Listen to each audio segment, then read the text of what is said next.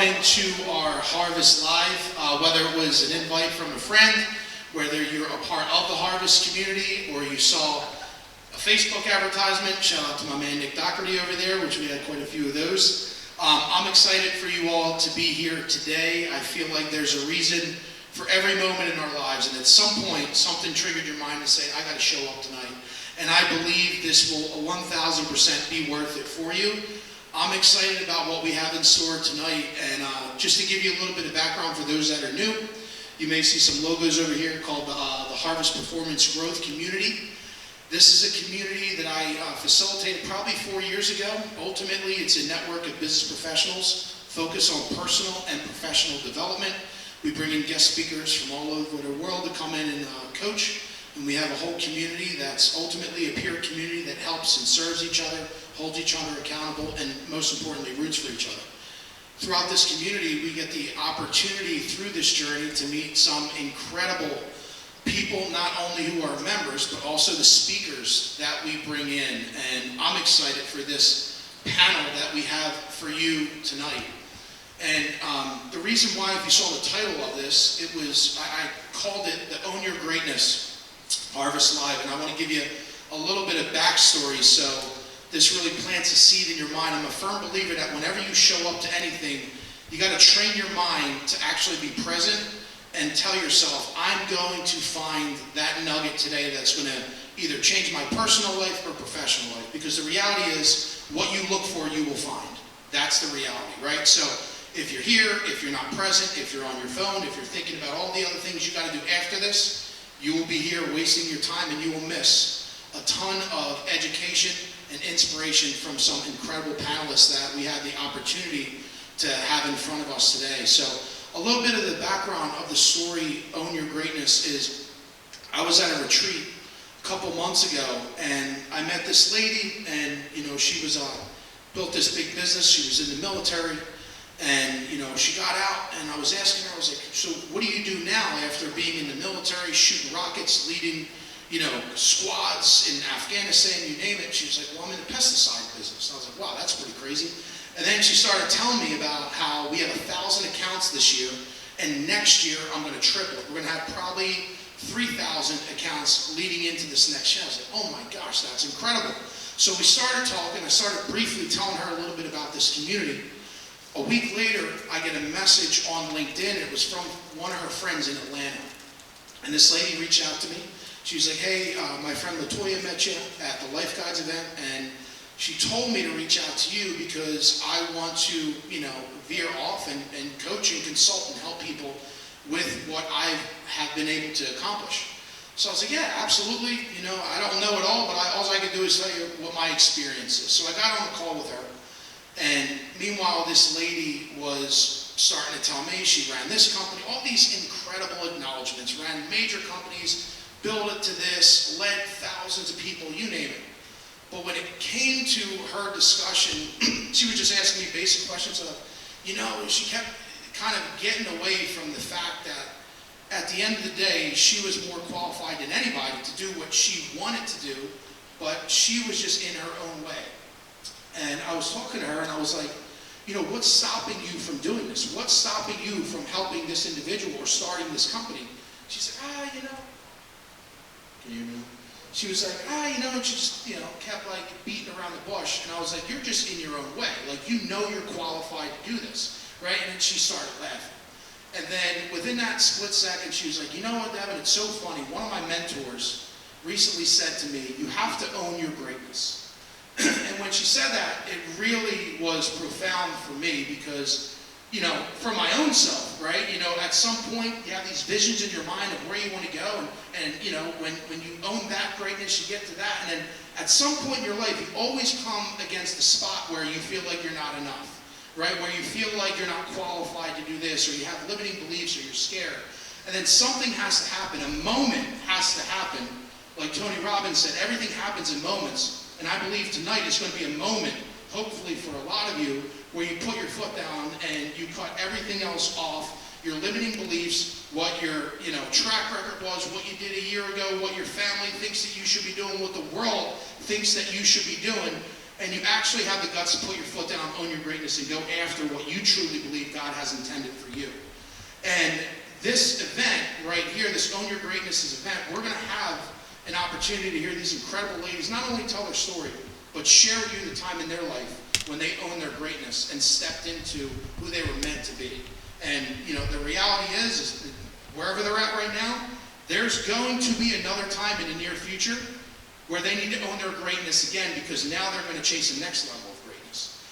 So I'm excited to hear these stories, but for the most part, I do want to make sure when we talk about Own Your Greatness, I do want to acknowledge that I have the opportunity to live with greatness and see it every single day. And I want to make sure I give my incredible wife a shout out. Brittany, if you would just stand up.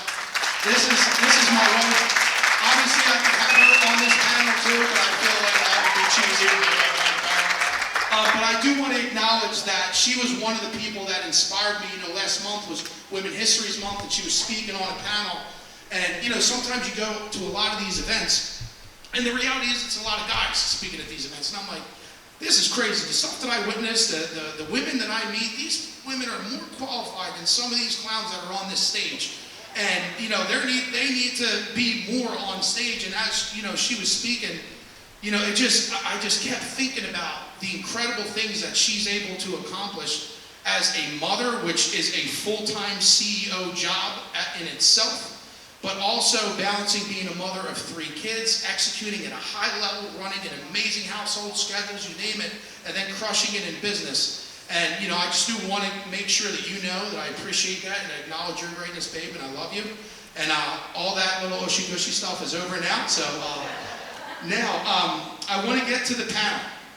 So let me pop open my phone here. And how we're going to do this, just to set the expectation for everybody, we have a list of questions that are purposeful questions. And then after we go through it and hear their answers, we're going to leave time for Q&A at the end. Now, I want to make sure when I talk about being present and making the most of the opportunities, we have some, I don't even say women, we have entrepreneurs and leaders up here who've done some incredible things in life and business. So do not be afraid to ask a question, right? What is the wrong thing to do is have things in your mind and you think that, oh, that's a stupid question, I shouldn't have. Like, it's stupid of you not to ask the question. There's a good chance somebody in the same room is going to want to hear the answer to that, right? So maximize, be as efficient as you possibly can with the time that you invest in every room. And this is the time to do it. So if you have questions, feel free to save them to the end. But maximize your time here. We're going to learn about their story. We're going to learn about the time that they own their greatness. And I also want to make sure that you know, because one of the things that happen to me sometimes when I go to events, you kind of feel like you leave defeated, right? You're like, man, they're doing all this crazy stuff, and I'm not doing enough, and I don't want that for anybody here. So outside of hearing their story and their inspiration, I purposefully asked, we're going to be asking questions where they're going to get tactical, right? And they're going to talk about the things that they have in place to keep them on the path to owning their greatness so they can continue that fight to become the next level of themselves, because it's not easy. So, all right, we're going to get started, and I'm going to pass the mic, and give me one second. Check, 1, 2. And what we're going to do is, the first question is to all the panelists, introduce yourself, right? Introduce who you are, what you do, and a little bit about your story.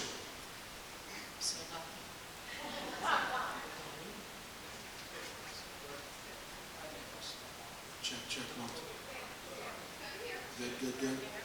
Good. Good. I'm so lucky I get to be number 1. Woo!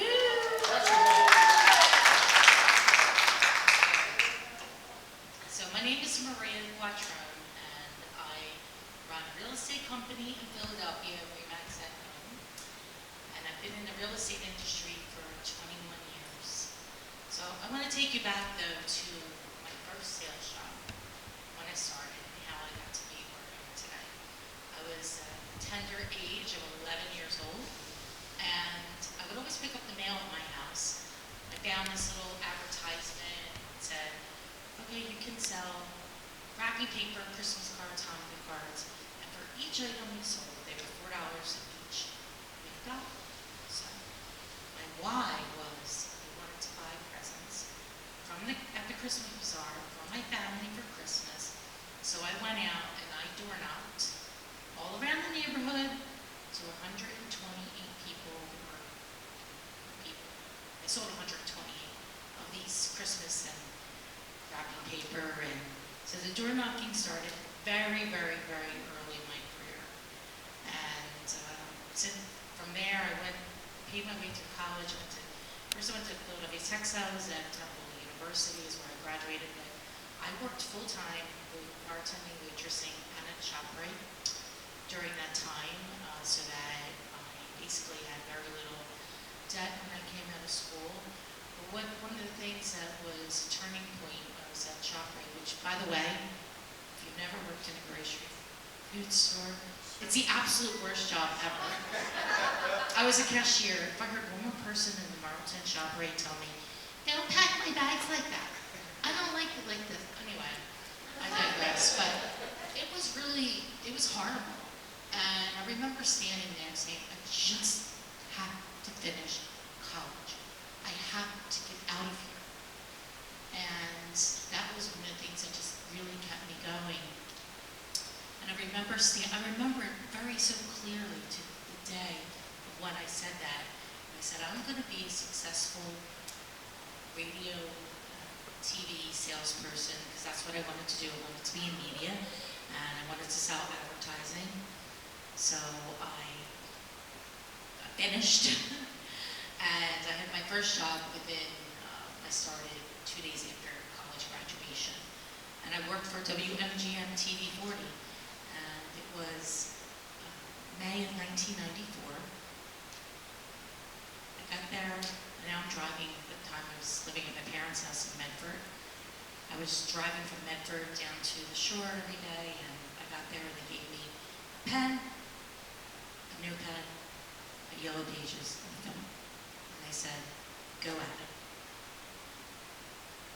I was 23 years old. And it was, again, absolutely horrible. I would go in, I would make a great list of people's businesses, names to call, and phone numbers on this pad. I'd call, and I'd be like, hello, can you tell me who handles the advertising? And then the person would come on the phone and hang up. So I'd be hanging up on the people because I was scared. I couldn't tell you how many times I'd be hiding in the bathroom, outside, downstairs, smoking cigarettes, like a nervous wreck. And I kept doing this. And then my boss said, Ron Smith, I'll never forget him, why don't you go door to door? I'm like, okay, you just like show up at the people's businesses? He's like, yeah. So that's what I did. I showed up at the people's businesses, I made friends, I developed relationships, and in 16 months, I was the I was the second saleswoman at the TV station, and then I came back to Philadelphia, which is where I wanted to be, and I was in advertising sales for 10 years. I would call 100 people a day to set 10 appointments to close 2 sales. And it was a tough industry. And then I found out about real estate. A friend of mine introduced me to real estate. The first year I worked full-time, both jobs, 2 full-time careers, 7 days a week, probably 90 hours a week, until I was able to leave my advertising sales job and went right into real estate. Fast forward, as soon as I got in, I started a team, became a listing agent very early on. Had the team for 10 years. 11 years ago, I opened up Remax at Home, and run a team of agents and sell a few hundred listings a year, a lot of listings, and doing a lot of other stuff.